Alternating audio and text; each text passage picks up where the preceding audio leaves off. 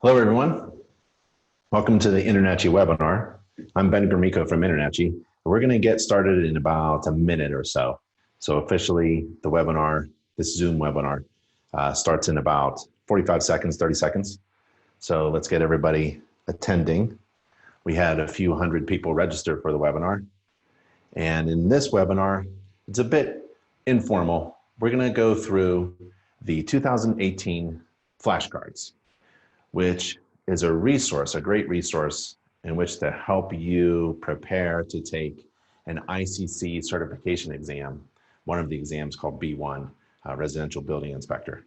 So InterNACHI has a ton of resources that we provide to our members and non-members, contractors, building inspectors, commercial building inspectors, real estate agents, to help them in individual ways, to help them become better at what they do.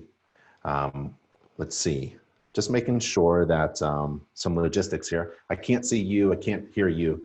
Your microphones are off. Hopefully you can hear me. It'd be great to know that you could hear me. And also there's a chat feature where you can chat questions, answers, or things like that.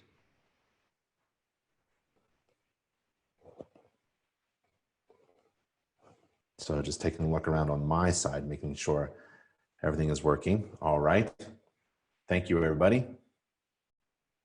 So welcome to the InterNACHI webinar. We're going to go over some materials that International Code Council provides, ICC provides, and they provide flashcards. And these are resources that can be used to help prepare to take an ICC contractor exam, certification exam.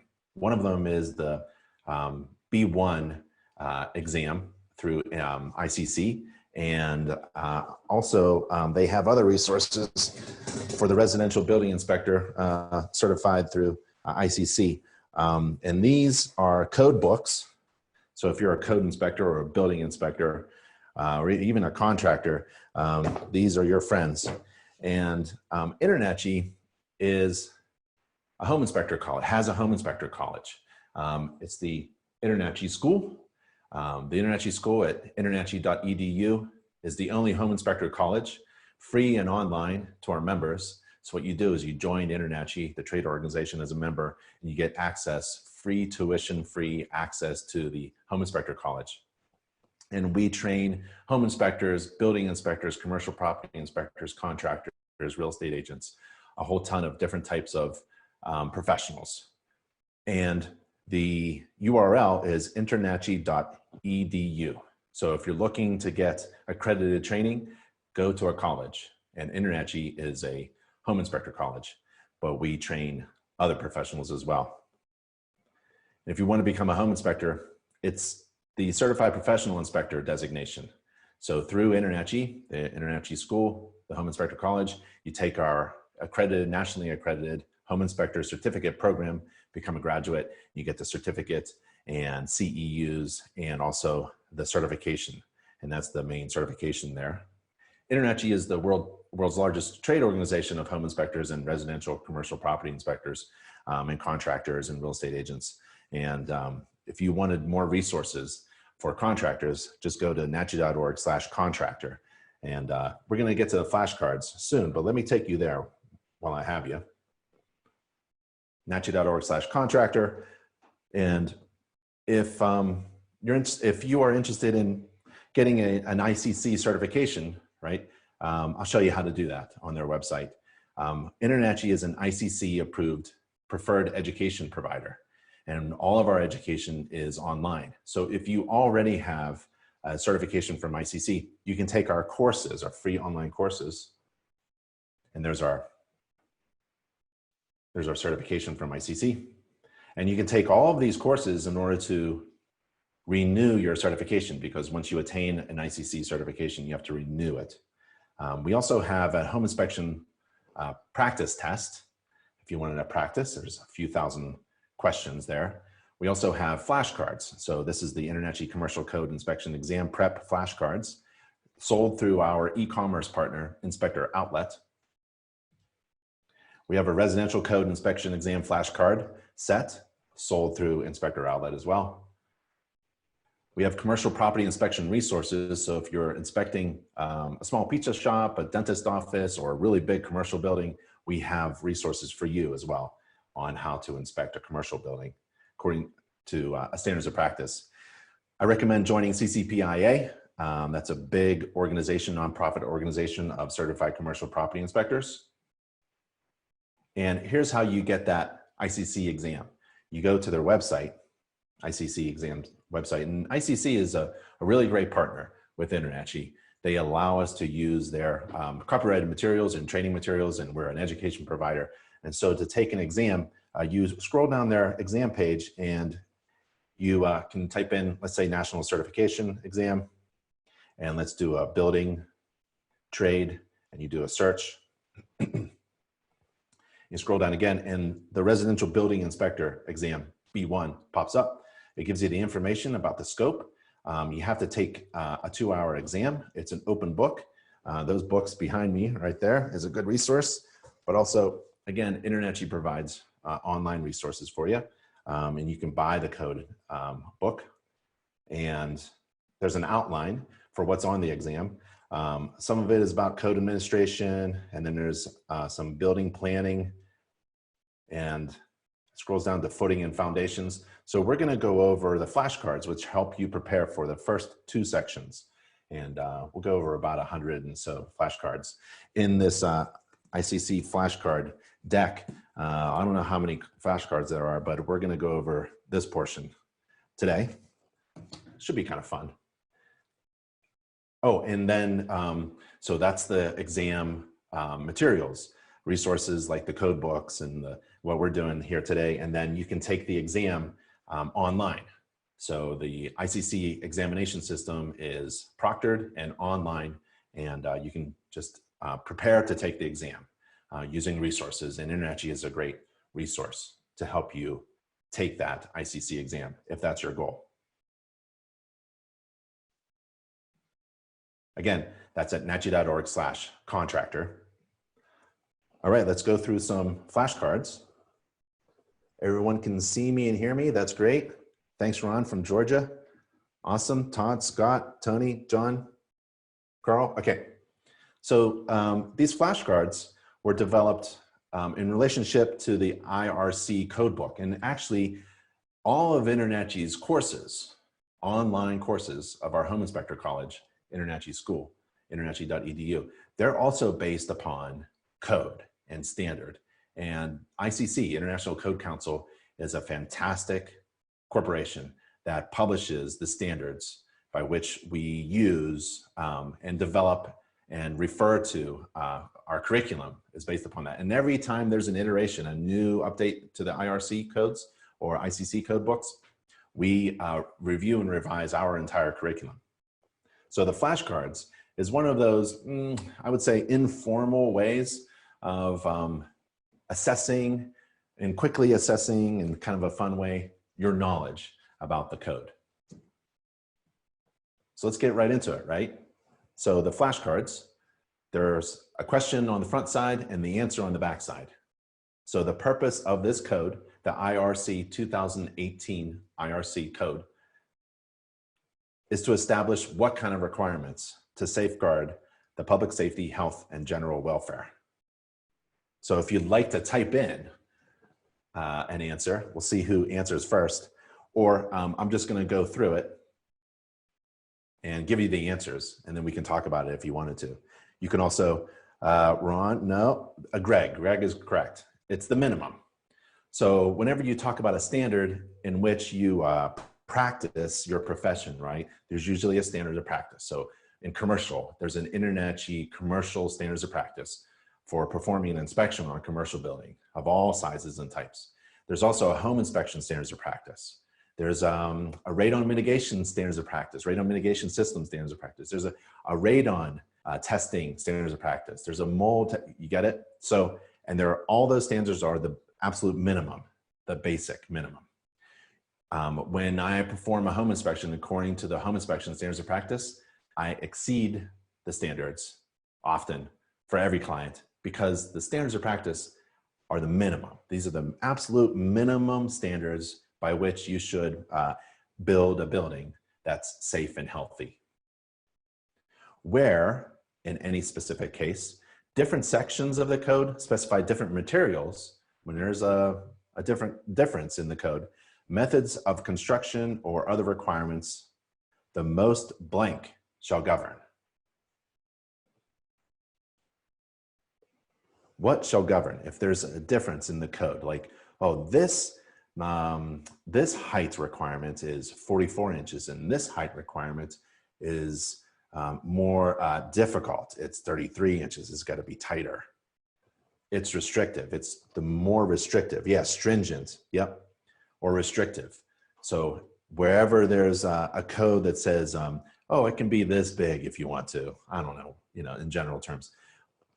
And another code refers to the same situation, same condition, building system or component, and it's more restrictive. That one overrules. A permit is not required for one-story detached accessory structures, provided that the floor area does not exceed how many square feet? I thought actually, I was, for a while there, I thought everything you build on a piece of property has to have a permit, right? But it says a permit is not required for one-story detached accessory structures, like a little shed or a barn, right? Provided that the floor area doesn't exceed, yeah, you're right, Todd and Robert. It's 200 square feet. So 200 square feet is what? Like, in my head, it's 10 by 20 feet. Oh, by the way, this is IRC residential. They're international residential codes, right? But these flashcards, they don't have any metrics in them. So sorry, Canada.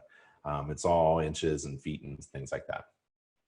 So for every answer, there's sometimes an exemption. And so in code, they'll give you that reference. Fences, that's around the house, let's say. Fences that are how many feet or less in height do not require permits. And I was kind of surprised by this too, because the height is fairly large. No, 6, 7. It's 7 feet. So when a fence is 7 feet or less, it doesn't require a permit. And that's a pretty tall fence. That's kind of blocking out a lot of vision. I guess if it's bigger than 7 feet, which I'm 6'3", like if it's taller than this, then you need a permit. That makes sense. But I thought it would actually be like anything. Nope, 7 feet.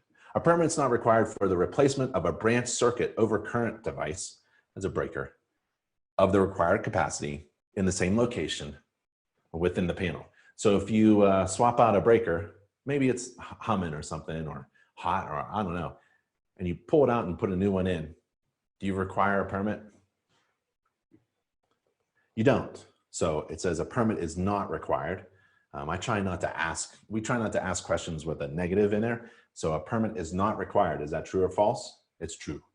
It's not required. You can swap out a breaker and not get a permit. Most homeowners aren't skilled enough to do that. Unattached decks not exceeding, here's a not again. Unattached decks not exceeding has the greatest square feet in area, not exceeding a certain area, that are not more than how many inches above grade, don't require a permit. So you can have an unattached deck, right, of a certain size and not require a permit. So it can't be bigger than how many feet and not taller than how many inches. Matt, you're on it. Oh, no, Matt, you missed it. It's 200. So a 10 by 10 is 100. This is 200. That's a pretty big square footage deck. So unattached decks not exceeding 200 square feet in area that are not more than 30 inches above don't require a permit. There's a lot that you could do there with that. You can build a fairly big unattached deck. It's not too high though. There's that 30 inches and guardrails. There's a thing about, code. If a platform or a level in front of the patio area there, if it's more than 30 inches, you're going to need a rail, right? So it's referring to that again. I like that consistency. This term signifies access that requires the removal of an access panel or similar removable obstruction. So if you need to remove something, what is this term called?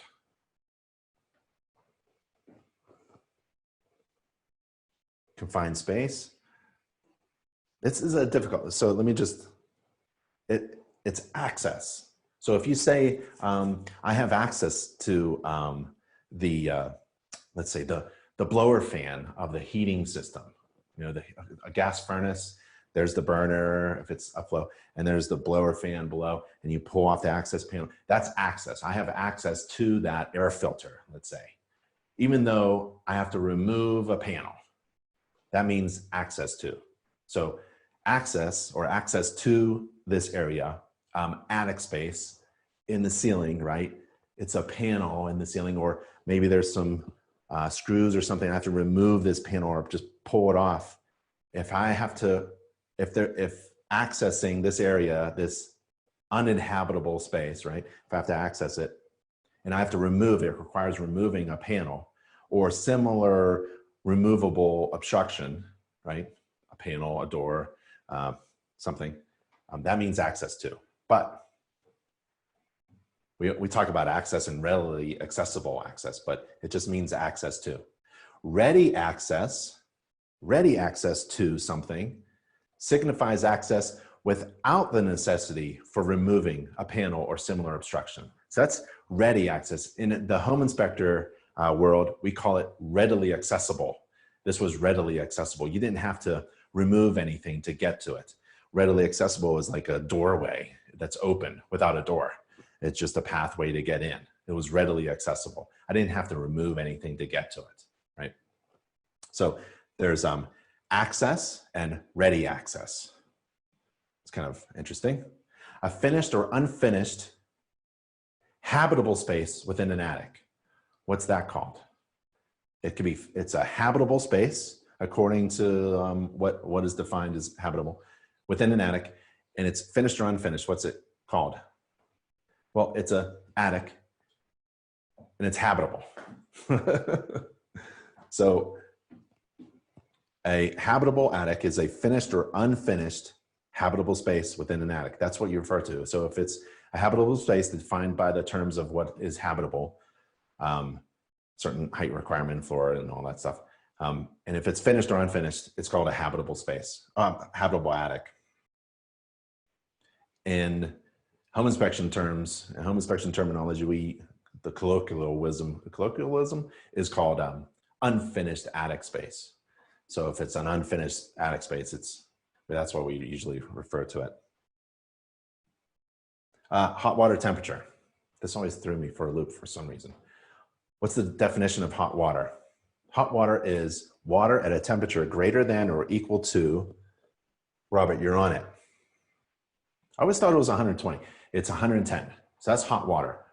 You know, boiling is 212, right? We never want to get there. So if I'm inspecting a heating system, a faucet, maybe I'll laser it. I'll put a probe in it and inspect the tub faucet or something like that at the point of use, or maybe at the point of source, the water source itself. Maybe there's a boiler for a heating system that moves hot water around, like in baseboards or radiators, and it has a domestic coil inside it. That water is going to be really hot coming out, right? 180 degrees, 190 degrees or something, and it needs to temper that water. So always at a boiler with a domestic coil, that water coming out of there is really hot. It's a great way to get almost unlimited amount of hot water through a boiler, but it's coming out hot, so we need to temper that, and it's down to 110. That's the definition of hot water, according to code. A wall supporting any vertical load in addition to its own weight.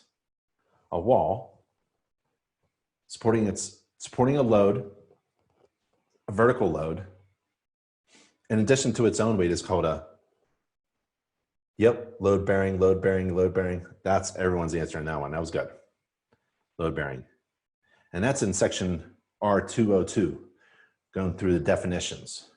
That section of the code book, right here. Oh, this is, I like this kind of code book where it's actually code and commentary. We're in section 2 now. In section 2, there's definitions. What is the minimum uniformity distributed live load for habitable attics and attics served with fixed stairs. So, you know, when someone can enter the attic space, it's habitable. It has stairs going up. It's not a pull down kind of thing and something in the ceiling with a hatch or something like that. What's the minimum uniformly distributed live load? Oh, we got different answers. It's actually 30 pounds per square foot. And a review of the tables will be useful as knowledge of many tables is necessary for the exam. And that table is in section R301.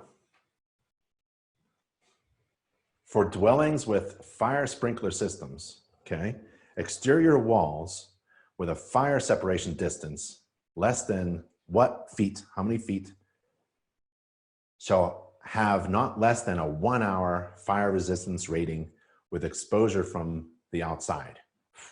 So for dwellings with fire sprinkler systems, so these houses have sprinkler systems in it, and the exterior walls with a fire separation distance less than how many feet shall not, so it's like if it's tight, shall not have not less than 1 hour fire resistance rating with the exposure on the outside. Oh, no. It's not that many feet. So, you know, we're looking at like houses that are built close to each other. And see note for a subdivision where all dwellings are sprinklered. So this is a difficult thing. This is what do you do on the outside of the house? Is it too close, even though that there are fire sprinklers? If they're not fire sprinklers, that's a different kind of thing. In a non-sprinklered townhouse building, the common wall between the units, that's the shared wall between the townhouses, and they don't have sprinklers, shall be a minimum blank hour fire resistance rating wall assembly. So how many hours? I know it's a fire resistance rated wall assembly. So a non-sprinkler townhouse building where you're looking at the common wall, maybe from the unfinished attic space, you're taking a look at the insulation and structure of trusses and stuff, and you see, oh, these are non-sprinkler townhouses. You can assume that the neighbor doesn't have any sprinklers if you don't. And they may have a sprinkler, but you could assume that the worst case scenario, non-sprinkler townhouse building, the shared wall between the units shall be a minimum blank hour rating. 2, that's awesome, Robert. 2 hour fire resistance rated. A minimum 1 hour fire resistance rated wall is required where the building is sprinklered. So if you have sprinklers, it only helps 1 hour, right? That sprinkler system, obviously the fire department is giving it a 1 hour more. And they have an entire extra hour if it's sprinklered to get to that one townhouse before that fire passes through the shared wall. I think that's what they're saying. Openings from a private garage directly into a room. I'm a stickler for these things. I just don't like anything, but there are always exceptions. But opening from a private garage, okay, directly into a room used for what shall not be permitted. So you can't have an opening if the next room in where there's an opening there, what activity is taking place? Yeah, sleeping purposes. And man, you can sleep in a lot of areas. So sleeping rooms and habitable rooms, these are difficult. They're similar, but they're slightly different. And they're all defined in the code book. And that's in section, we're in section R302 now, opening protection. Everybody good? Okay, continue. Okay, we're about third of the way through. We'll stop at chapter 4 of the code book with our flashcards. Okay, the doors between the garage and the residence shall be equipped with and this is, I don't know if it's not really fairly new, but it was difficult for us as home inspectors to like start changing our minds about these doors, between the house and the garage. So we would check the garage door and make sure it's fire rated and all that good stuff. But there was one thing that we needed to remember, right? And that's why we kept the checklist based upon code requirements. It was a home inspection. We're not code inspectors, we're home inspectors, but we want to look for these things. What devices. Yeah, you guys have it. Self-closing or automatic closing. I don't use the word automatic closing. Self-closing or automatic closing device. You guys are good. You all nailed that one. Todd added both. Automatic self-closer. Garages shall be separated from residences and attics by not less than what inch? Sorry, Canada, it's inches. Gypsum board or equivalent applied to the garage side. So garages shall be separated from residences and attics by not less than. It could be greater, but not less than. Now we got different answers. We have 5/8, 1/2 inch, 5/8. It's a 1/2 inch. That's the minimum, right? 5/8 is greater than half.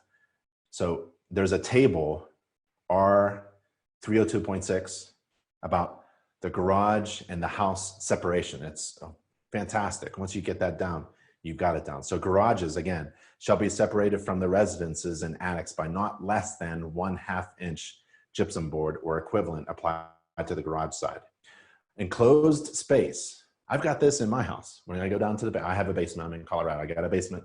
When I go down to the basement, enclosed space under stairs that is accessed by a door or an access panel shall have its walls, under-stair surfaces, and any soffits protected on the enclosed side with what? Well, it's drywall, but is there some kind of special thing? Yeah, it's just 1/2 inch drywall. Again, that's the minimum, right? The minimum is 1/2 inch. There's no defect if it's only 1/2 inch, unless there's an exception, especially with fire. So that's under-stair protection. That's an interesting thing. You know, when you're inspecting a home and it's finished down there and there's an underfloor space, it's got to be drywalled up. Why is that though? See, this is the interesting and kind of unfortunate reason why code is updated. This wasn't always the code, having that enclosed floor space under stairs. It's because when there's a fire in the basement and that fire is eaten away at the stairs, you want to be able to escape or rescue. Sometimes you're rescuing down the stairs. We want to protect those rescuers, those firefighters who are trying to help somebody in the basement. We want to also help people get out.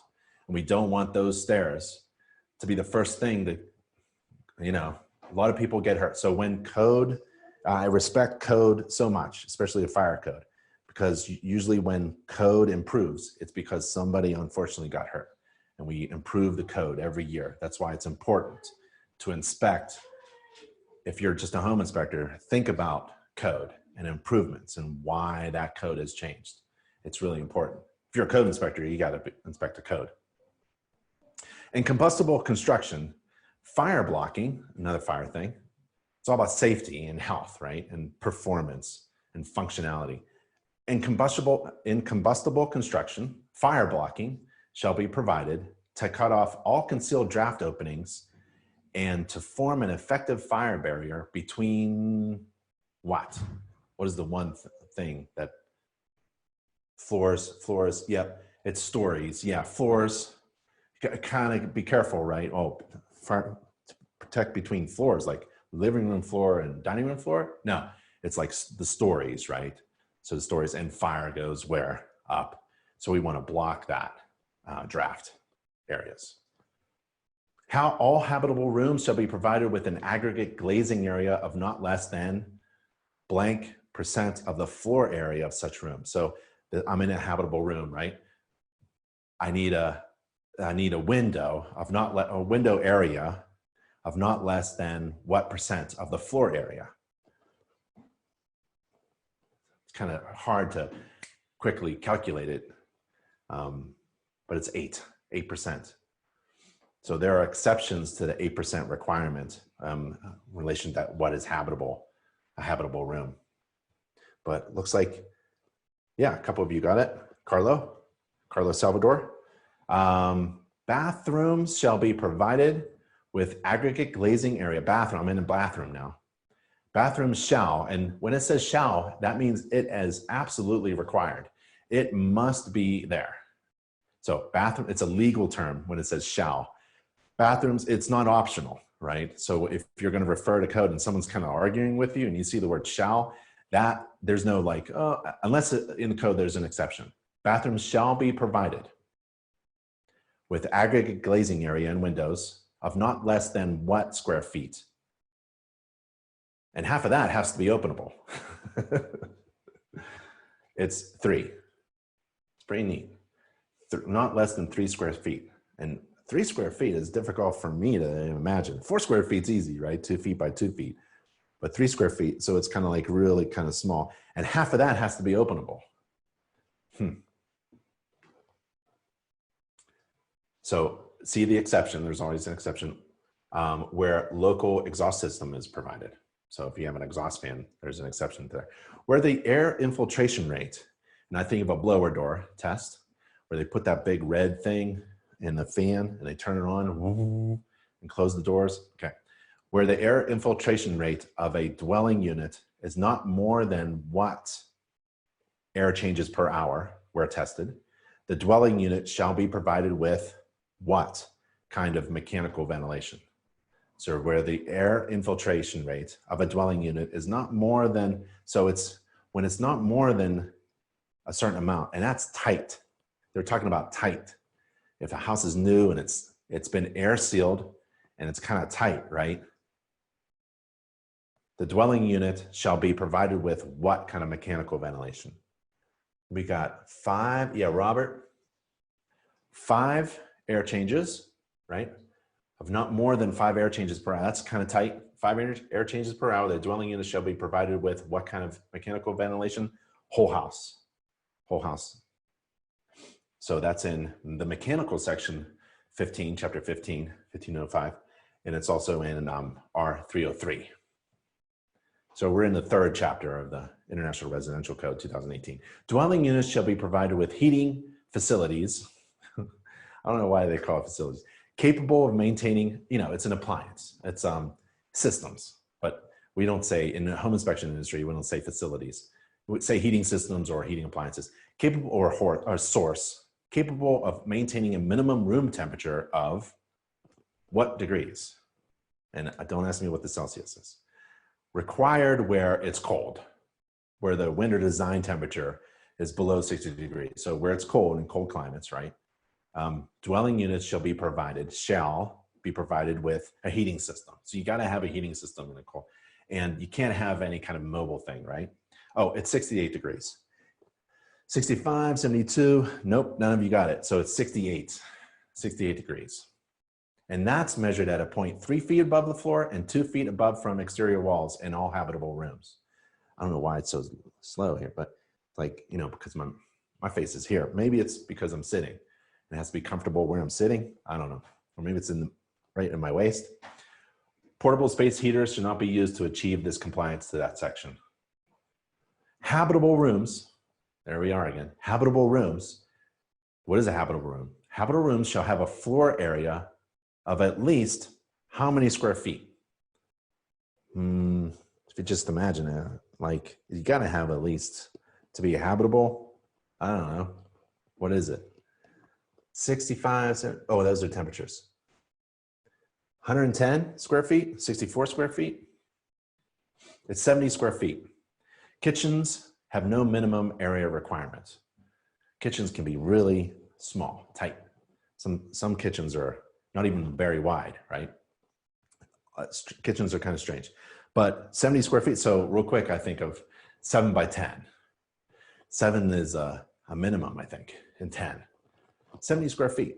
So let's go back again. Habitable rooms shall have a floor area of not less than.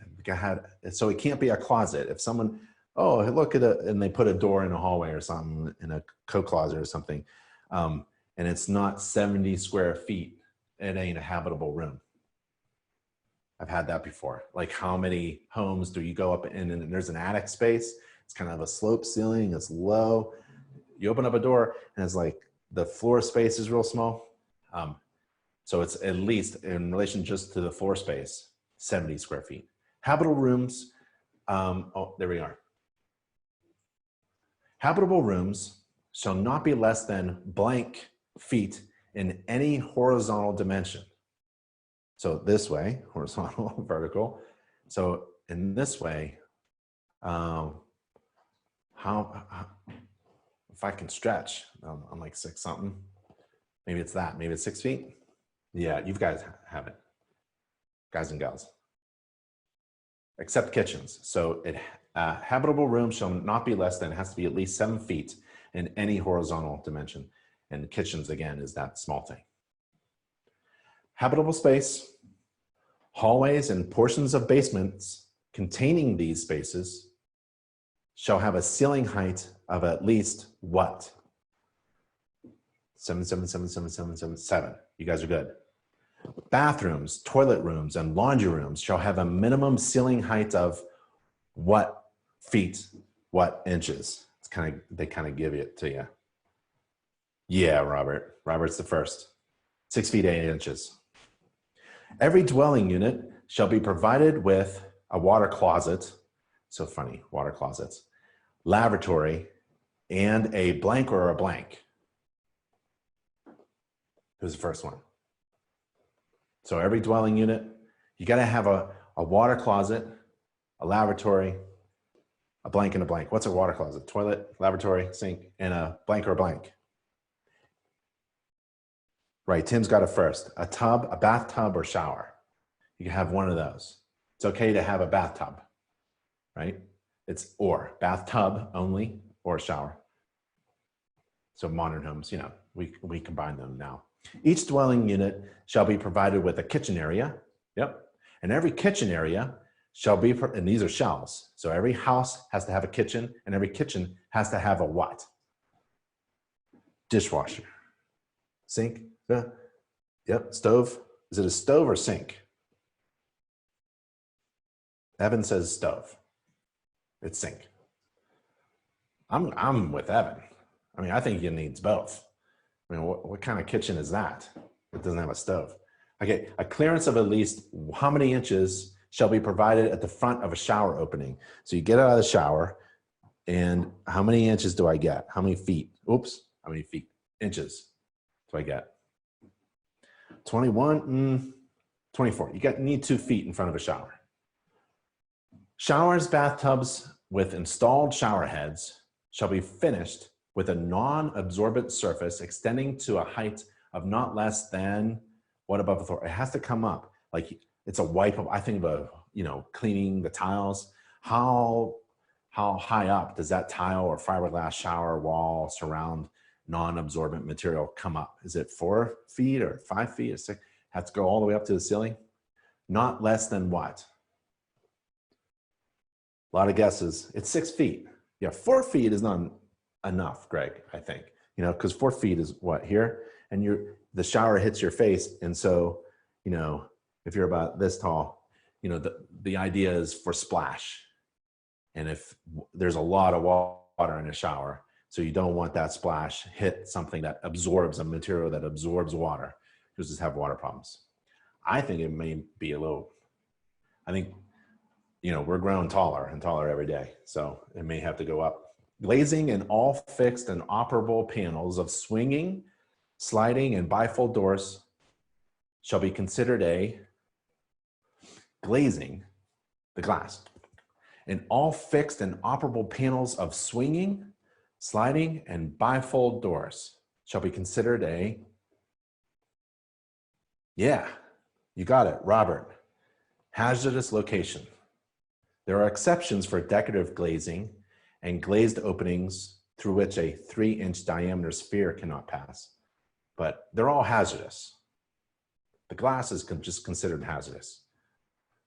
Glazing at the side of a stairway where the bottom exposed edge of the glazing is less than a certain number of inches, it's real tight, above the plane of the adjacent walking surface must be safety glazing. What is that? It's 36 inches, okay. So glazing at the side of a stairway where the bottom exposed edge of the glazing is less than 36 inches above the plane of the adjacent walkway surface, it must be safety glazing.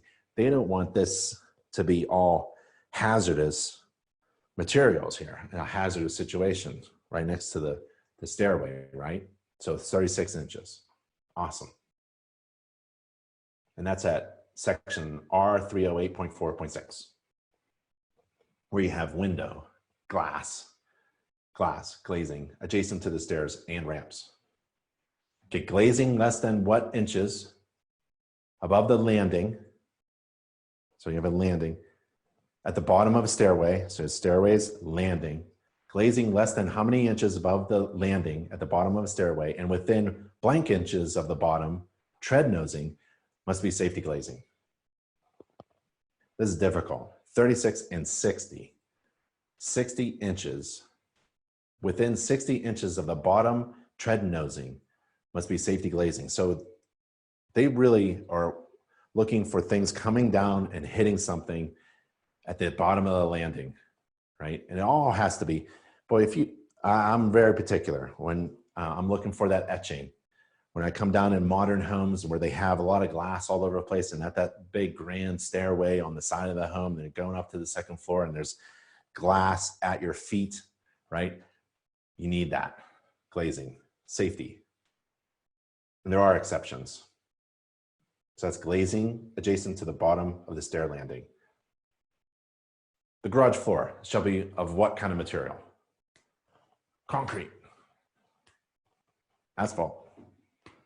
Yeah, it's non-combustible. That's right. You can't have carpet in there. I've seen carpet in a garage.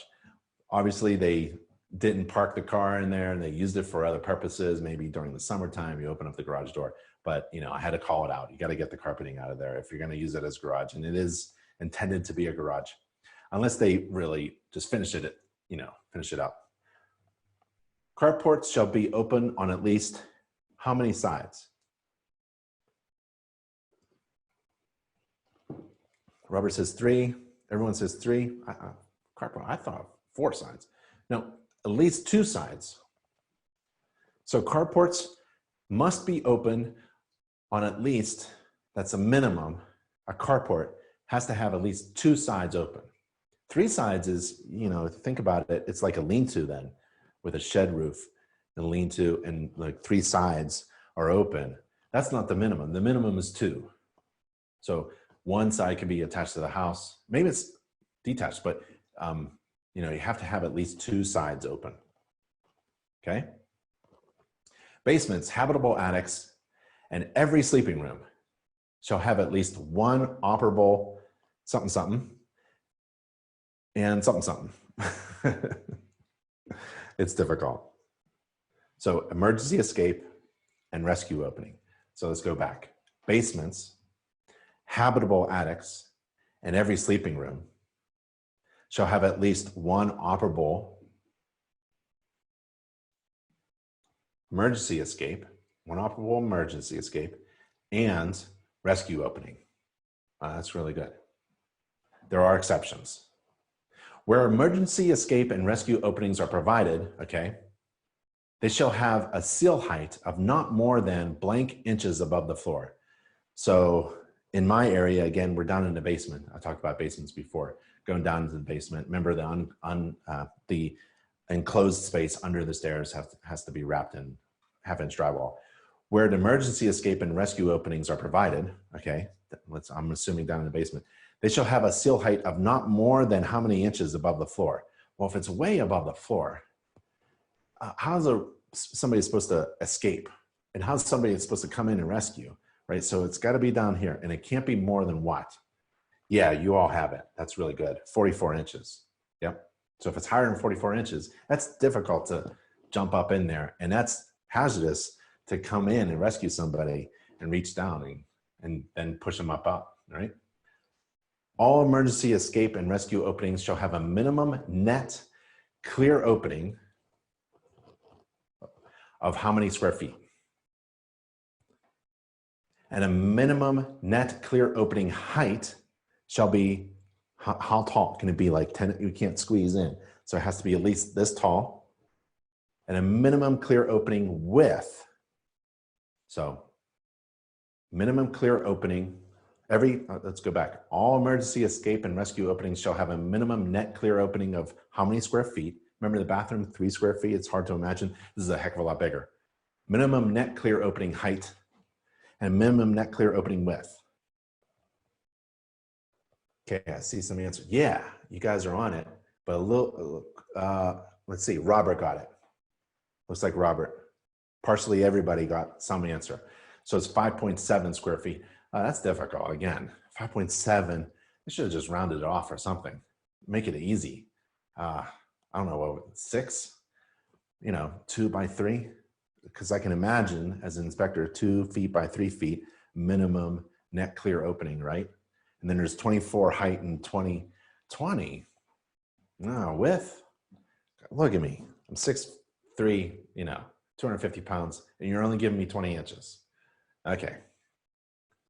The horizontal area of a window well serving an emergency escape and rescue opening. Okay, the horizontal area of a window well. So again, maybe some of you are not in areas where there are basements, but for my head, this is a clear thing about, you know, having a basement. We always had basements in our homes, and the windows would have window wells, which is a space, a clear area space outside of the foundation, right at that window. So light could come in, you know, from outside through that window well and reflect into the basement window. The horizontal area of a window well serving an emergency escape and rescue opening window down the basement shall be not less than how many square feet? Yeah, 9. A ladder or steps are required where the vertical depth of the window exceeds 44 inches. I almost said 4 feet. It's 44, they just make it 44 inches. Where it exceeds 44 inches, I guess 44 inches again is that, remember that maximum height from the window sill to the floor can't be more than 44 inches to be an escape. Well, a ladder or steps are required where the vertical depth of the window well exceeds 44 inches. So if it's bigger than that, you need a ladder or steps. Oh, and 9 square feet, that's pretty easy, 3 by 3. Nice square, clear area. Window well serving emergency escape and rescue openings, again, shall be designed for proper. This is always a problem when it's not like, when there's a lot of deciduous trees and there's leaves and branches and things falling into a window well and it starts to clog up. It needs a drain, right? So it needs, yeah, you're right. Tim got it. It needs drainage. The required egress door for each dwelling unit shall be side hinged, obviously. You know, your front door, I mean, I can't remember anything other than a front door being side hinged. Shall provide a minimum clear width of, it's kind of like a trick question because the door itself is a certain width. The door itself, but what is the minimum? Yeah, you're all wrong, right? Remember, the door itself is 36, but the minimum clear width is 32. Go measure your front door right now and measure from the striker plate, the plate, to the inside interior trim. That's what they're measuring. So the door itself is 36. You order it as a 36-inch door, but the actual, what do they call it? Minimum clear width of the required egress door. That's usually the front door. A landing at the exterior door. This is great stuff. A landing and an exterior door shall have a minimum dimension of blank inches measured in the direction of travel. So if you're running out of the house, right, it's always about safety. If you're moving quickly out of the egress door, minimum 32 inches clear width out of a 36-inch door, a landing at the exterior door must have a minimum dimension of what inches? Well, how about like 10 inches for my foot? Yeah, you guys have it, 36. The slope of an exterior landing shall not exceed a 2% slope. That's hardly, that's very low. It's like a low slope roof. It's just going to drain away. So 1/4 per 12, 1/4 inch per foot. About 3/4 of the way through the flashcards. Everybody cool? Good. The landing on the exterior side of the required egress door is permitted to be a maximum of what inches below the top of the threshold, provided that the door does not swing over the landing. Well, if the front door swings over the landing, you have a problem, right? You're supposed to, all exterior front doors, you know, the common thing, required thing, you move it in. You open up the door and you go in, right? But this is the other way, right? So your door exiting the house does not swing over the landing, right? So you open up your front door and you, how many inches? What's the max? Down. Yeah, it's the regular step, 7 3/4. Now, storm and screen doors are permitted to swing over the exterior stairs and landing, but not the required egress door. And they don't want you to, remember it's 36 inches in the direction of travel. It's gonna be 36 inches wide too. And they don't want you to like fall down. It can't be like 10 inches down, right? Even if you get snow, even if you get 2 feet of snow every winter, you don't want to, you know, fall down the stairs right out of your door. The width of a hallway, this is pretty easy, should not be less than what feet? Yep, Tim nailed it. 3, that's pretty easy. That's a common thing for a lot of things, you know, 3 feet doors, well, not the minimum clear width. You got to look that up. And then the hallways and stairs and a lot of things are 3 feet wide. The area, like if you're going down a stairway, right? What is the minimum clear width area above the handrail of the stair? It's 3 feet, right? Same thing. So for hallways, it's 3 feet. Okay, let's not beat a dead horse. Oh, here it is. Where a handrail is installed on one side, the clear width of stairs at the handrail height shall be a minimum of what? At the handrail height. 34, 34, 32, 31 and a half. Where do they come up with this stuff?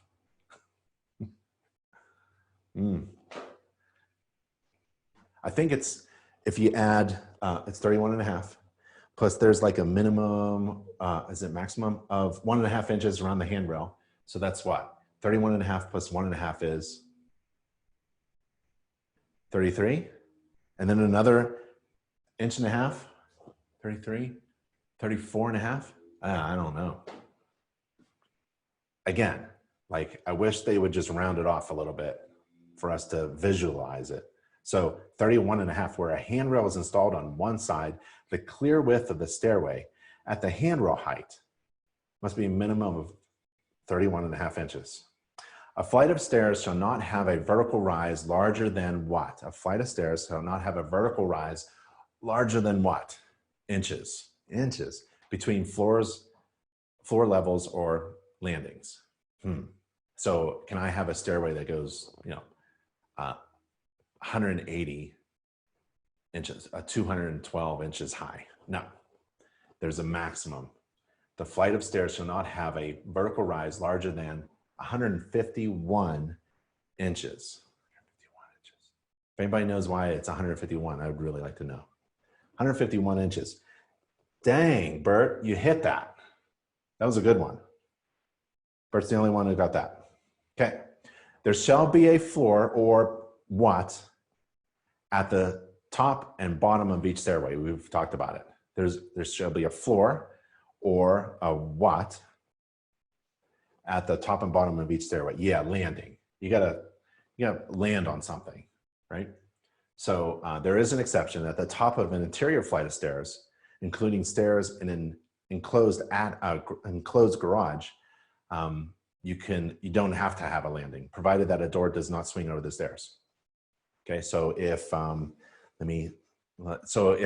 they're saying at the top of an interior flight of stairs, including stairs in an enclosed garage. So if I'm pulling in my garage, I get out of the car, hit the garage door, close it, and I'm going into the house, I don't need a landing at the top of these stairs. There's sometimes 1, 2, 3, and then I get into the garage door that has a self-closing device or automatic closing device. Provided it doesn't swing out, I can just go right in, right? So the garage door often opens up to the interior of the house. It doesn't pull over. If it did, that'd be very difficult to open up a garage door that opened into the garage enclosed space and there's no landing, right? For stairs with a straight run, the landing shall have a minimum depth of what inches measured in the direction of travel? I think we've got this. Yep, Tim's way ahead. 36. Ramps shall have a minimum slope of blank unit vertical in blank units horizontal. And that's a 8.3% slope. We're serving required egress door. So ramps, we're talking about ramps. John nails it. 1, 2. So ramps shall have a maximum slope of 1 inch per 12 inches. We're serving the required egress door. And there's always an exception. Can you have plastic composite materials for exterior stair treads? It's yes, but it has to comply with a provision in the code. So you can have plastics. I always thought, like, you know, they're slippery. So they have to comply. On stairways, the maximum riser height shall be what inches? 10 to 12 inches. The maximum riser height. So what is a nice step up? What is the maximum? Well, we're all over the place. 7 3/4. Yeah, it is not 9 inches. That's a little, the riser height, maximum riser height. On stairways, the minimum tread depth, minimum, not maximum, could be huge. Minimum tread depth is what? 10, 9, 10, it's 10. So that's the minimum. So if it was 9, probably a lot of people would be like, you know, 3/4 of the way on or something, you know, because you're not really putting your toes up against the vertical part, the riser. So you need 10 inches, that's nice. So what's the, it's almost like 7/11, but it's not. 7 3/4, 10. 7 3/4, 10. On stairways, the greatest riser height within any flight of stairs shall not exceed the smallest by what inches? Or what part of an inch?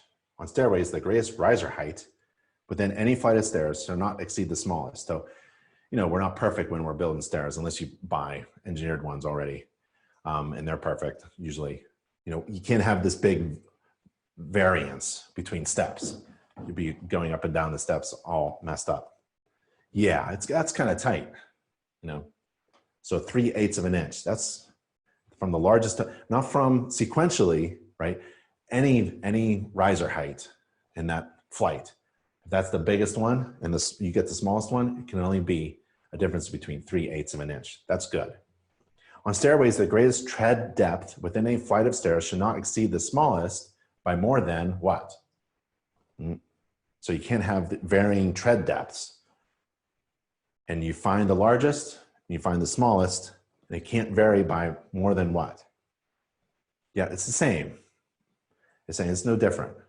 So you want uniformity in height and in depth, right? So you can't have, you know, a 10-inch tread and a 9-inch tread, 10-inch tread and an 8-inch, and 10 and 9, 10. 3/8 of an inch, that's tight. And it's really important because a lot of people fall down the stairs. So it has to be tightly, uniformly built. The headroom in all parts of the stairway, headroom in all parts of the stairway should not be less than what feet blank inches. And when they do that, it's usually the standard, yeah, everyone's got it, 6 feet 8 inches.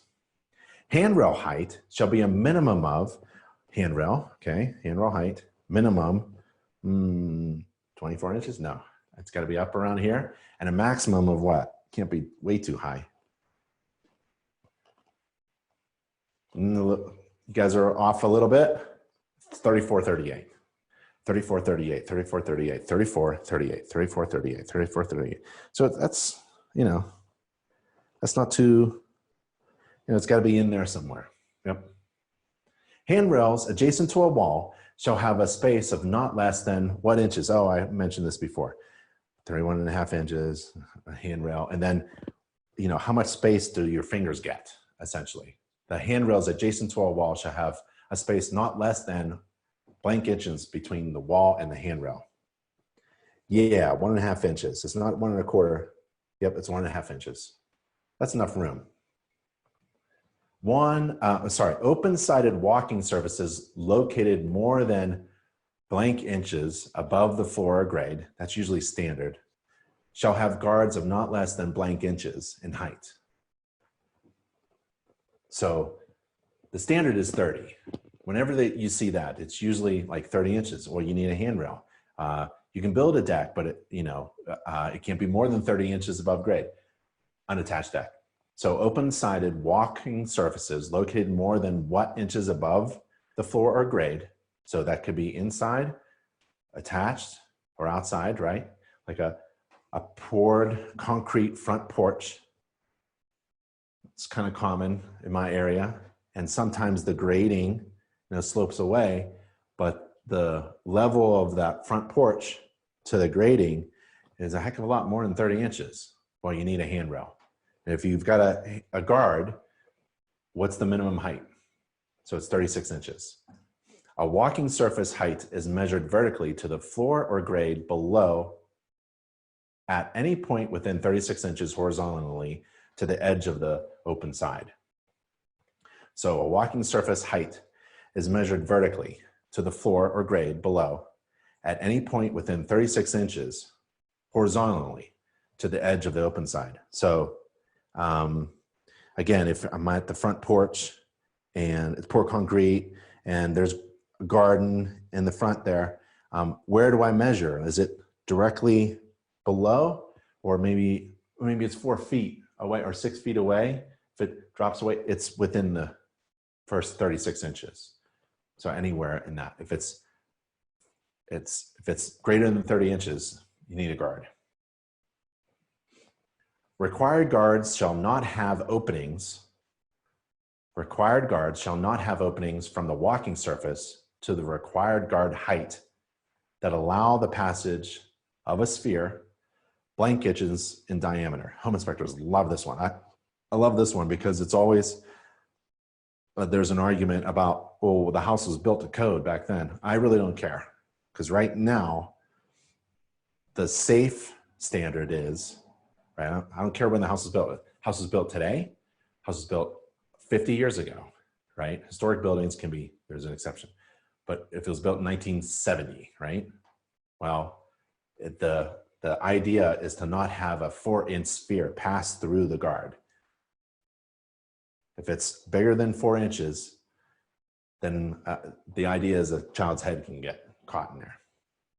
And there are exceptions, but I usually call it out. Smoke alarms shall be installed in the following locations.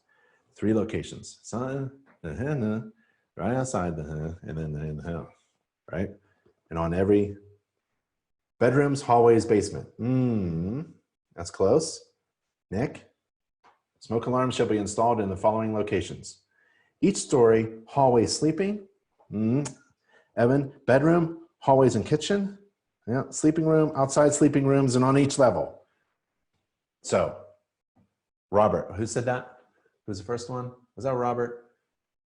In each sleeping room, outside each separate sleeping area, and on each additional story of the dwelling. Basements and habitable attics require smoke detectors, but crawl spaces and uninhabitable attics do not. That's really cool. In each sleeping room, yep. Outside each separate sleeping area, yeah, that's like the hallway. On each additional story of on each story of the dwelling. I don't know why they say additional, each story. Photoelectric smoke alarms shall not be installed less than what feet horizontally from a permanently installed cooking appliance? 6 feet. It should be like 20, really. That thing goes off all the time in my house. Because of me, I'm usually burning the steak. Required smoke alarms shall receive their primary power from the building wiring, and when primary power is interrupted, shall receive power from a battery. Yeah, from a battery. You gotta have backup.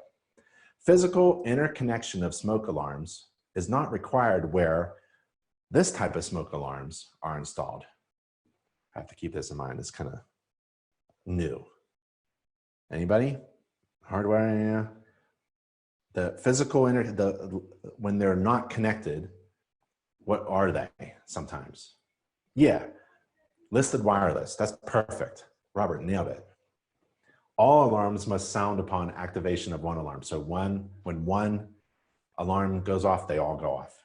They have to be connected in some way. For new construction, an approved carbon monoxide alarm shall be installed in what locations?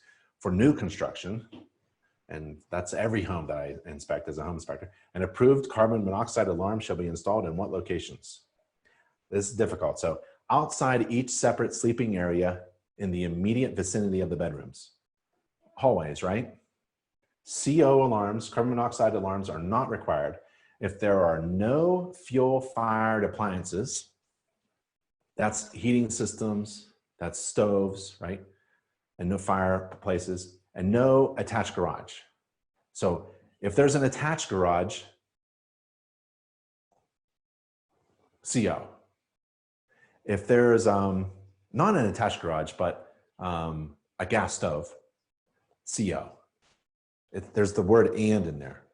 So you're not required to have CO alarms according to code if there are no fuel-fired appliances and no attached garage. Okay. In areas where the probability of termite infestation is very heavy, and that's changing, there's termites in Alaska now, the clearance between foam plastics installed above grade and exposed dirt shall be at least how many inches? Yeah, 8. That's what I thought. You know, it's 6. I don't think that's enough. I agree with you guys. I think it should be 8. Dwelling units in 2-family dwellings shall be separated from each other. Dwelling units in 2-family dwellings shall be separated from each other by wall and floor assemblies not having less than a blank hour fire resistance rating. Yeah, 1 hour is the minimum. Yeah. Fire resistance rating of a ½ hour is permitted in sprinklered buildings. The address number on the front of the house shall be a minimum of what inches high with a stroke of what width? I was interested in the stroke. 6 inches high, 1 inch width, 1 inch thick paint. Yeah, 1.5 inches thick. 4 to 1, yeah. It's 4.5. So 4 inches height, still small. 4 inches height and a ½ inch thick. That's like, you know, like pinky thick. You know, sometimes they're very thin letters and thin numbers. That's no good. Have to be thick. And that's again for police and fire, for folks who are trying to help you. They got to find your house. And now it's like Instacart and Amazon delivery and grocery store delivery and restaurant delivery. Where photovoltaic panels are installed on a roof, I have some on my roof, there has to be a path to get around it and to it. A pathway of at least how many inches wide shall be provided to each emergency escape and rescue opening. It's 36. Yep. Tim has got it. Okay, 4 more questions and then that's it. Yeah? A grade away from foundation walls. So when we go to foundation, then you're in another chapter. That's chapter 4 of the IRC code. So that's why we're going to wrap it up. A grade away from the foundation walls, the grade, the ground, the slope of the ground, shall fall a minimum of what inches within the first how many feet? Yeah, you guys have it. 6 inches and 10. Oh, I'm sorry. This is the last question. I said 4. It was the last question. So first 10 feet, 6 inches, and it drops down. There is an exception. All exterior footings shall be placed at least how many inches below the undisturbed ground surface? So this is a minimum. All exterior footings shall be placed at least blank inches below the undisturbed ground surface. 18, 12, it's 12. That's the minimum. Where applicable, the depths of footings shall also conform to certain other sections. This is really difficult. If you're inspecting a home while it's being built and the footers are being poured, just before they're being poured, you got to help the guys if they're off, right? If they're not wide enough or deep enough or not in the right location or the rebar's off, it's very difficult. This is the most important part when inspecting. I've done it before.